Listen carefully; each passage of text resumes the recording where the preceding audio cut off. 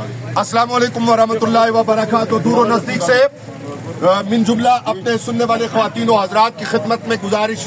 तुफैल इखलाक का भाई साहब मौजूद है, दीगर हज़रात मौजूद है। सबसे पहले हम तुफैल साहब को और अपने सारे दोस्तों भाइयों को मुबारकबाद पेश करते हैं दिल की गहराइयों से, जो आपने रातों को उठ उठ कर दुआएं की, कोशिश की। अल्हम्दुलिल्लाह आप हमारे लीडर बने, हमारे दस्तों बाजू बने। अल्लाह करीम ने आज आपको बहुत बड़ी कामयाबी दी, मुबारक हो।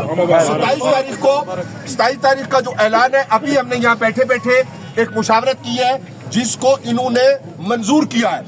और इस पे मजीद भी इंशाअल्लाह रहमान इसको बात को आगे फैलाएंगे। वो ये है कि न्यू ईयर नाइट यानी 2025 जो आएगा, उस नए साल को हम जहाँ पे ये ऐलान हो चुके कि आप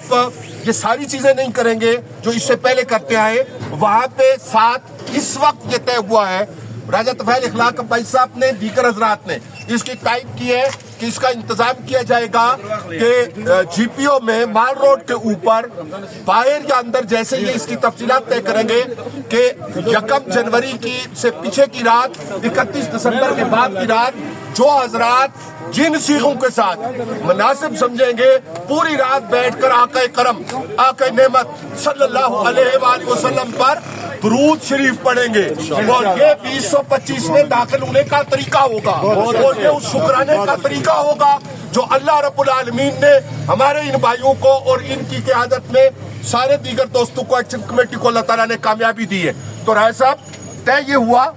कि लाइव वीडियो के तहत वो बात जारी है कि इंशाअल्लाह 31 दिसंबर की नमाज इशा के बाद और 1 जनवरी की फजर तक हम आपकी क़यादत में और एक्शन कमेटी के मिन जुमला की क़यादत में माल रोड के ऊपर आका नेमत, आका कुल, इमामुल अंबिया, असालत कुल सल्लल्लाहु अलैहि वसल्लम की बारगाह अक़दस में दुरूद